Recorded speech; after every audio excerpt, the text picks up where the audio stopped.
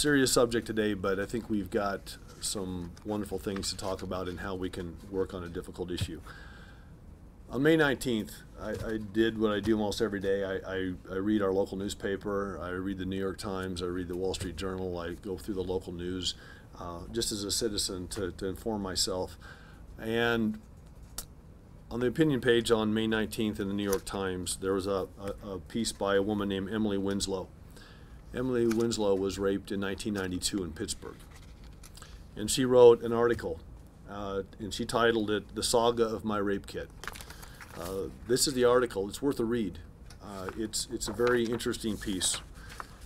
And in it, I'm going to quote what she said. She said, "I can't speak for any victim other than myself, but for me, the identification of my attacker was by itself a significant event in my life, separate from the prosecution that followed. To learn who he was important.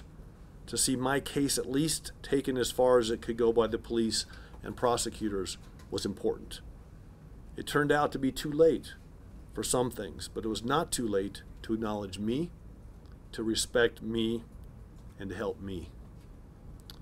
I'm not much for shedding tears, but man, that was a tough read.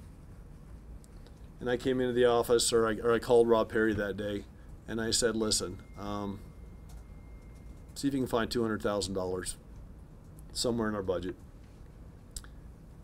Get with the professionals that we're going to introduce you to here in a minute. See what they could do with $200,000. And that's why we're here today, to talk about Project 333. Project 333 is an attempt to put additional resources in place to help these professionals who come to work every day and have for years in many cases, their entire careers in many cases, and help them solve sexual assault cases, because it matters. We have a backlog in APD, just like almost every city in the country has a backlog. Some of those cases in reality will never be solved for one reason or another, but some can. And that's what Project 333 is about. So what is it going to do? What are we going to use this $200,000 for? We're going to hire 3 seasoned investigators, and we'll talk about who those investigators are in just a moment. They will evaluate the backlog of rape kits in Albuquerque to determine which cases have the highest probability of being solved. Where can we really make a difference here? And then those 333 cases will be sent out for testing, and that data will be used to build cases for prosecution. The data will be used to work with victims and to work with advocates in our community to send a strong message in the city of Albuquerque that if your life was shattered by sexual assault or rape, just know that we care. Just know that we have not, and we will not forget you. And I think this is the beginning of a new day in how we attack sexual predators and that problem that every community has, and how we help victims in our community as best we can. So with that, I'm going to turn it over to the professionals. Before I do that, I'm going to introduce some of the people here today. Assistant Chief Huntsman is here with us today. Deputy Chief Eric Garcia, he's our Investigations Division Chief. John Krebsbach is our APD Crime Lab Director. John is here. Detective Carrie Peterson is from our Sex Crimes Unit is here with us today. Sergeant Russ Landavazo is here. Lieutenant Mike Runyon. And not on camera, but sitting over here are 2 of the most important people in this entire equation.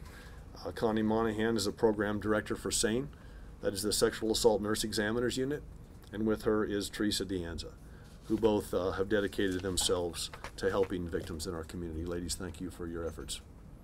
Chief, you want to take us through the process? Over a year ago, I sat down with the people that are here before you today, and I said, we have to figure out what we can do to address the backlog. One of the things, the common theme is that we continue to have cases come in at such a rate that it's difficult to address the backlog.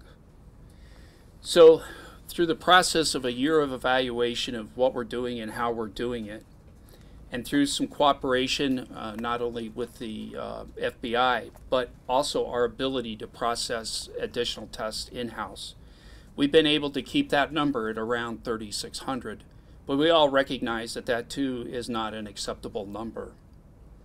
As a result of the work of the people that are up here with me right now, we met many, many times to discuss how can we accomplish this. And one of the things they said is we need additional resources. And I will tell you this, when I went to Mr. Perry and the mayor and said this is what I need, there was no holding back on their part. So as a result of that, we will be hiring 3 seasoned investigators. They are retired APD investigators who will begin work in a couple of weeks. Their key responsibility is to lay hands on each and every one of these cases and do an analysis of each and every one of these cases. Working with Carrie, they are going to come up with a priority list, and we will be sending those kits for testing. Again, I just want to say thank you to our dedicated people out at our APD crime lab. They do a very, very good job. One of our main priorities is, and you're aware of this, that last year we came under the case management system, the order that came down from the courts. One of our priorities has to be those cases that are pending prosecution and need to have DNA processed immediately. Despite that requirement, our DNA scientists have done a very, very good job of keeping up. I'm proud of the work that they do every single day. I'm also proud of one other thing that I want the community to know, is that some departments have made a choice not to keep their kits, but to destroy those kits that they have found not to be prosecutable. That has not happened here in the city of Albuquerque. And that is one of the reasons why we have such a backlog. The last thing I would like to say is this, is every police department, every federal agency, and every sheriff's department has been dramatically affected in our DNA area. I call it the CSI effect. And that is this, is that there has been an expectation put out there as a result of Hollywood, whether it's TV or the movies, that every crime scene has DNA evidence. That at every case that we respond to, that we will recover DNA evidence, and that is not the truth. Having served on a grand jury many years ago, one of the people that was on the grand jury would always question the assistant district attorney is, why wasn't there DNA? Despite the fact that there was video evidence that a person had committed a crime, despite that there was latent prints that were also present, as well as several eyewitness identifications that a crime was committed. Even within the grand jury process, people were confused about why was not DNA found. So again, our commitment back to our community is, as a team, we are going to work diligently to prioritize these cases, continue to work with those people that have been affected by violent sexual assaults, and help them bring closure to their case. Thank you. Thanks, Chief. I'm going to have APD Commander Jeff McDonald come up and give you a little bit more information, and then we'll open it up for questions. Sir. Thank you, sir. We're going to talk about our program that we're going to start using to send out the kits in a relatively short amount of time. We're working, like the Chief said and the Mayor said, with the FBI's lab back in Quantico. We've sent out 30 cases this year already. We're on schedule to send another 30 in February. Part of the work that this team has done is put together, prioritize what 30 kits are we going to send out there so that we can get the most impact and help back to the community. If anybody has any other questions? Well, that, why don't we open for questions?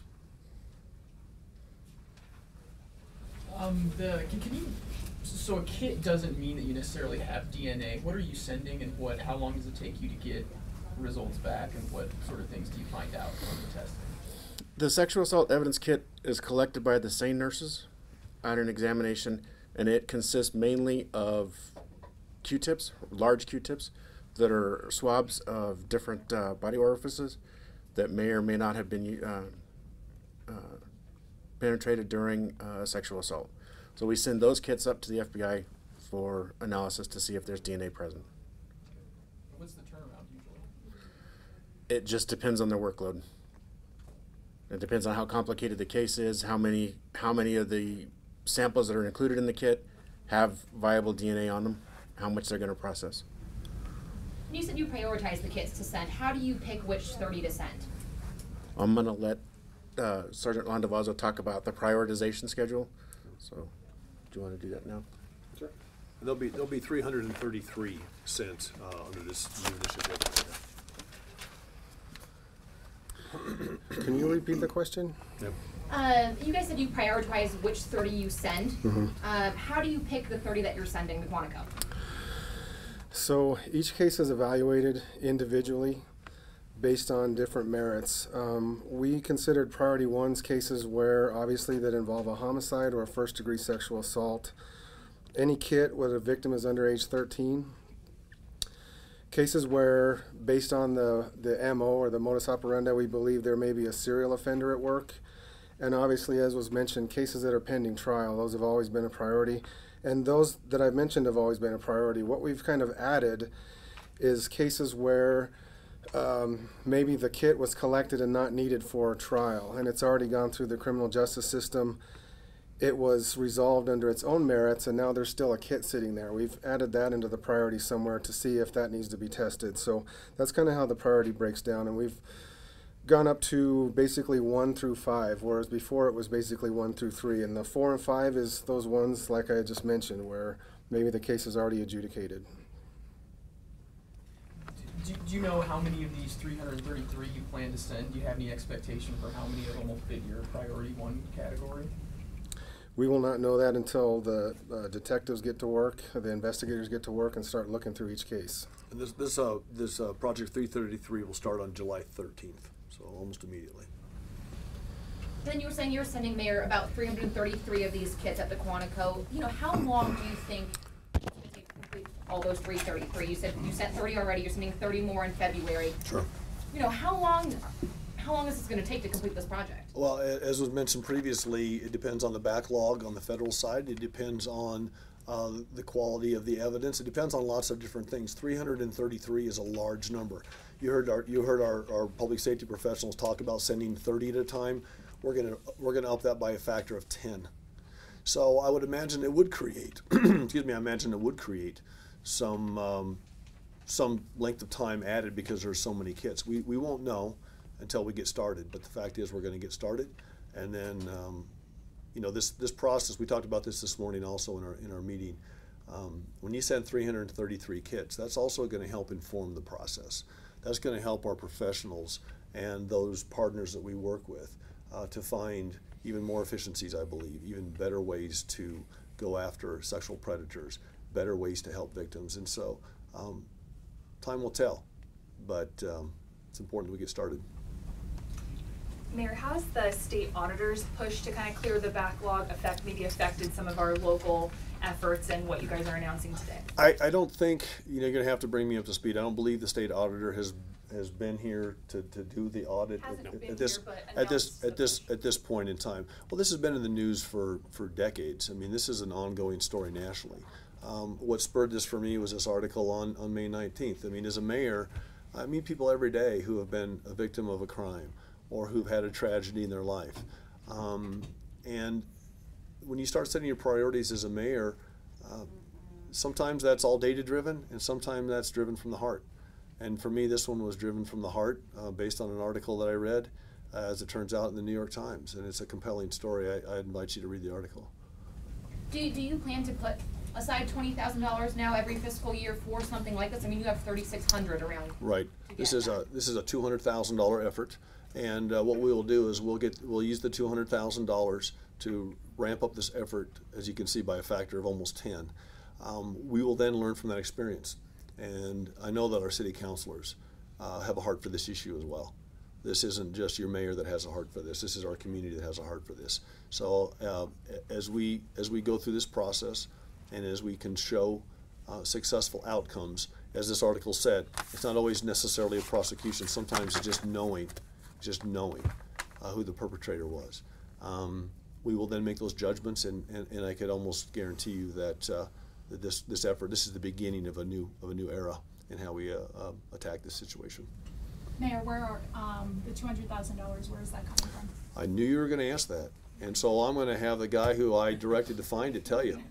Rob Perry is here, and this is one of those times where, as the mayor, I'm always very careful about how we handle the fiscal responsibilities of the city. But I'll be honest with you, this is one where I walked into my office, I called Rob and I said, find the money. So Rob, you want to talk about that? Sure, just briefly. I mean, this is the first program where we're trying to address the backlog, and $200,000, we think we can do about 333 cases, as we said. But the important thing to understand is it's the beginning, not the end, because we have 3,600 kits backlog. Some of them we didn't talk about. They're as old as 1988. They didn't even have DNA. I was prosecuting. You want to come up, Rob? Sure.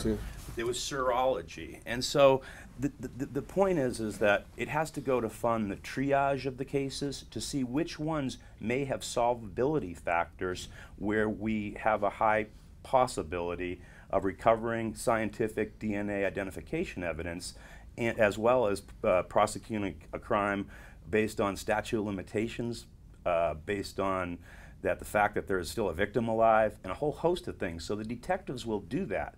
There's two components to the program. One is to triage the cases, i.e. use those 3 detectives to adjunct and supplement what we're currently doing, and then secondly, to scientifically test the cases. And the question was the money. And Where's the money coming from? The money, basically, the first $200,000 will come from the department's budget, cobbled together from some various year-end savings, basically. And we hope to really be able to answer more of these questions after we attack these first 300. And it may be something that warrants additional supplemental funding in the mid-year cleanup. And if it does, you'll see a line item in my budget for it next year. Now, Chief, we may have touched on this a little bit, but you have the CMO, you have all these in line to get cases prosecuted. How does this kind of help you and your detectives move forward with cases? Well, number one, it helps them tremendously. The mere fact that I can have my 5 DNA analysts focus in on the most recent cases that are needed for immediate prosecution, this will help us tremendously by having the opportunity to send out these 300 plus that will go out for outside testing. I think it'll take a lot of burden off of those current DNA analysts that are doing the work. Our commitment when it comes to the CMO is to make sure that the district attorney has the evidence that they need to successfully prosecute these cases. That will always be our commitment. What this does is this allows us to take a brand new approach on how we're going to start looking at these kits with these brand new detectives that are coming back to work with us, and they will be looking at these cases and then making investigative decisions on whether or not those get tested. We haven't had the opportunity to do that. Now we do have the opportunity to do that. And as the mayor said, and as the commander stated, once we get those results back, one of the things we're going to look at is, did we do it the right way? And we're going to continue. And as I stated, that's our commitment. Our commitment is that this is not a one-time deal. This is a commitment from us to make sure that we start addressing the backlog. Chief, can you talk about how the backlog got this bad to begin with, from the Probably 80s to these now? guys. Or someone else who can? Sure. Put it in context nationally, too. I mean, we know obviously there are some cases in there people didn't want tested, or as you guys talked about, that weren't prosecutable, but I'm sure there are some cases in there with merit that the department would like to see tested, right? Yeah, absolutely. Nationwide, we have a lot of kits that were untested for various reasons, whether the victim was still dealing with the traumatic event that happened to them and they haven't moved forward with it yet. So the kid is still sitting here in our evidence locker. Once they come forward and say, yes, I want to prosecute my case, then we move the kit over into the stream to get it into for DNA processing. Whether it's done in-house or we ship that out is yet to be determined. We still do processing in-house. We've tested more than 1,400 kits from 93 forward up to date. So we are working on the backlog, and we're working on some new equipment that's going to help speed the process up a little bit. We're going to start validation on that new equipment that we've purchased. It's going to start next week, and it'll certainly help our lab's ability to move forward much quicker. So it was a lack of equipment and then also people not wanting to go forward, or? Lack of equipment? No, because we have equipment. It's just, it's newer, it's better technology.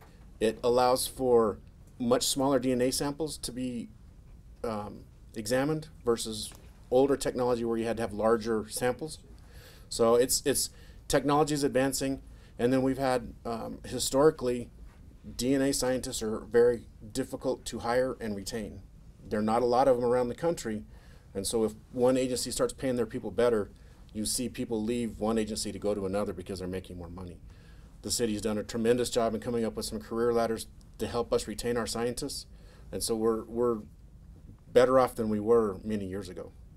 Are you currently testing every rape kit that comes in, or is that a realistic expectation?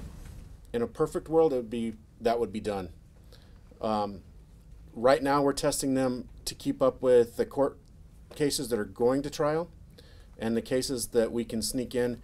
That we have a service request because the victim has come forward and is willing to proceed in the criminal justice system with their case.